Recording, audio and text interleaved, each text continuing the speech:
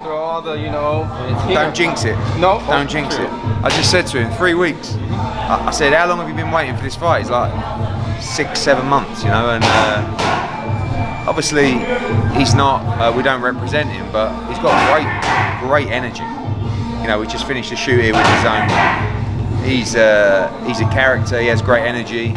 I'm surprised that there hasn't been more focus put on him, to be honest with you, after he beat Lomachenko, because I think you've got a guy there. Everyone said that Lomachenko was a pound for pound number 1 or number 2, and he beat him. And I feel like he probably hasn't had the plaudits that he deserves. Partly down to momentum, do you know what I mean? Because I think, obviously, if he would have been in there, beat Kambosos 4 or 5 months ago, it might have been different. But he's got a chance to shine, and Devin Haney fighting Jojo Diaz, and then they should fight each other, because I think everyone talks about the fights in the lightweight division, but there's genuinely 2 guys there that are ready to sign now for that fight, but they've both got big fights coming up themselves. Eddie, how close were you monitoring the whole situation with Triller, and when did it get in your head? We were real shocked to get this fight. We were ready a few months back, and it was just waiting. Like, we don't want to, it'd been easy to go in and sort of cause a bit of trouble, but I just wanted to let it take its natural process. I remember the purse bid. I mean, it was unbelievable. We sat there with Top Rank. We made our bid. It was like 600,000, 700,000 more than Top Rank or whatever. And then they announced the Triller number, and I was just like, and I always had my doubts because it was the wrong number. Do you know what I mean? And obviously, when it fell through, we were second in place, and it was the perfect time for DAZN to bring a fight like that to the platform. And now, obviously, to add Devin against Jojo the week after as well gives us a brilliant run in to close the year. At which date change did you figure, we have a real shot? Probably the last one. I mean, we were ready previously, but obviously they gave them one last opportunity to do it, and then it didn't work out again. And then, like I said, it was just a waiting game from there, really. And obviously with Ryan Garcia pulling out the fight, freed up November 27, which from a live crowd perspective is always a little bit tricky on Thanksgiving, but I believe from an audience perspective and a subscriptions perspective, I think it's a really good date, to be honest, and I think it's going to do great numbers.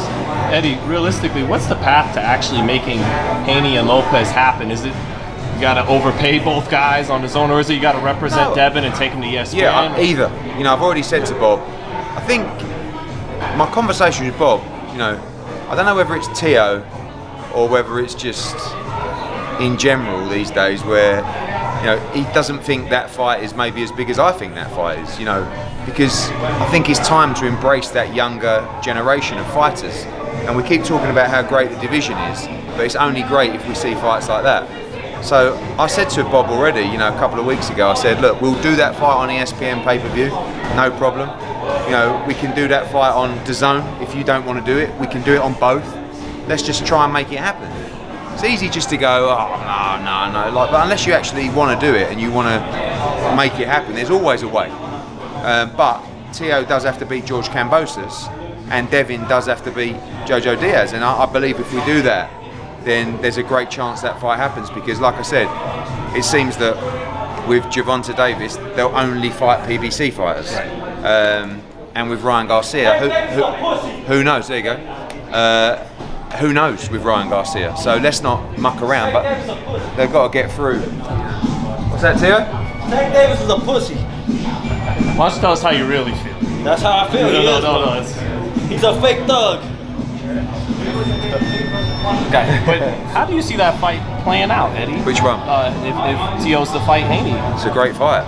It's I really rate him. Although I represent Devin, who I rate incredibly as well. I think Teo's the guy that's proved above every other lightweight that he's the real deal, because he beat Vasily Lomachenko. Everybody was having wet dreams about Vasily Lomachenko, and he went in and beat him. In fact, when Teofimo beat Richard Commey, I thought it was a terrible move to fight Lomachenko. I thought that was a star performance against Commey. Go out and defend your title.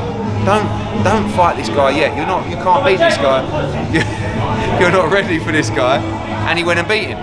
So all the other lightweights, they don't have the win on their resume like he has.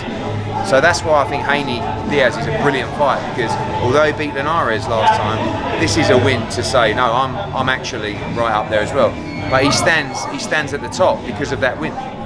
Top rank. Does he give you the confidence in the young fighters? You just mentioned the need to promote younger fighters. Does Tio's performance against Lomachenko give you that confidence in the younger fighters? Yeah, I just think in general, it's about energy.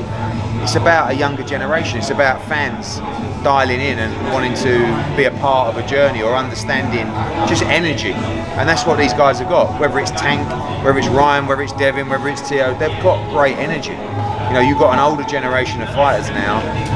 You look at guys, it seems like everybody's aged 10 years in the pandemic, right? I feel that way when I think I'm 42 now. Where did that go? And then you got like even AJ, 32, like all these guys. And the same with Spence, the same with Crawford. How old's Crawford? 34? 34. Porter as well. We need to start looking at these guys, because these are that generation coming through. But they've got so much more about them.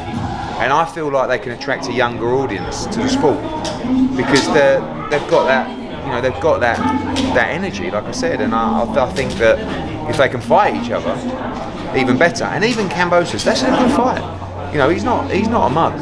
He's a big favourite, Lopez, but Kambosos is going to bring a good energy himself. How true is the DAZN pay-per-view model, seeing the fact that if that's something that you guys do try to make these fights? Is DAZN pay-per-view going to be something that you guys are trying to do? I think that it's not a model that they're looking to switch to. It's more about having the functionality to do it for one-off events. A good example is if Tio fought Devin on ESPN pay-per-view.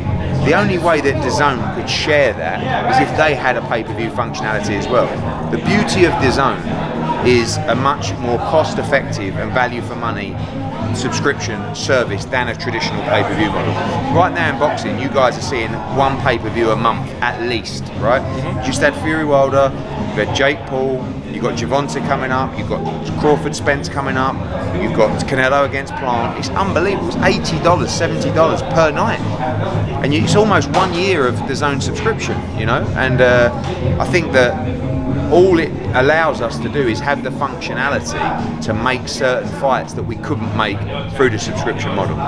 So when you look at, all those Canelo fights have all been on the subscription model. So it doesn't mean that we're just looking to do random pay-per-view nights, but there'll be certain opportunities. And in the UK as well, that works for Anthony Joshua. It might work for Dillian White against Tyson Fury, but they're one-off fights that just, you have to have the ability, in my opinion, to run that model in certain scenarios. It doesn't mean that's the future.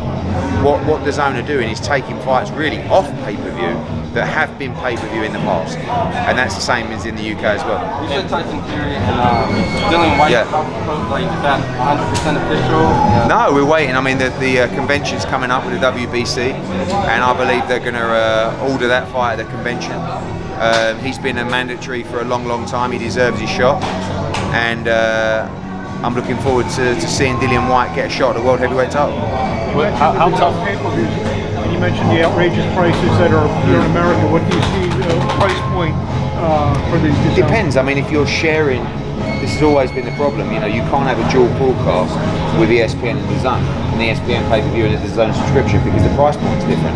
So if you're sharing a broadcast, you would have to agree on the same price point. But it's not like, they're sitting there going, right, we need 12 pay-per-views a year, and it's not even saying we need pay-per-views a year, it's just saying we need to have the technology to do it to allow us to bring certain fights to the platform, particularly those shared nights as well. Eddie, how do you see it? Everyone's in America's mentioned comparing the lightweights to the Hagler, the Hearns. Yeah. Back close to home, when you, I guess the mid-90s, you did all the super middleweights, and Collins, and you compare that to that a little bit? Yeah, but it's only if they fight each other. And they all fought each other. Yeah, they did. Collins and Ben and Eubank. But you got Joe Calzaghe never really fought a lot of those guys till the end of his career. Then Carl Froch came in and sort of missed Joe Calzaghe, and I just feel like there's no excuse why these guys can't fight each other now. And the whole Tank thing with just looking at PBC fighters, I think it's bad for the sport. I really do. He'll fight anyone, but when is he going to fight Tio and Devin and Ryan if no one's prepared to work with each other? So that's why, really, when we looked at Devin, we didn't want to do a longer term deal because we didn't want to stop him from getting the opportunities. So basically, didn't want to give anybody an excuse as to why not to fight anyone. Obviously, this run's been perfect with Teo and Kambosos, and then Haney against Diaz. So, and it's on DAZN. And it's the night after Devin. So yeah, exactly. They're all lined up. Yeah, and that's another $79 or $70 or whatever it is. Well, for Gervonta Davis against Isaac Cruz. Do you think that's an easy fight for Gervonta, or Cruz is a good, strong fighter, but is it a pay-per-view fight? That's what you got to ask yourself. You know, I mean, but Tank is a star. He's a big ticket seller, and he's a very, very good fighter. But imagine Tank against Devin, or imagine Tank against Teofimo. Huge fight. Oh, these are fights that can make boxing great again.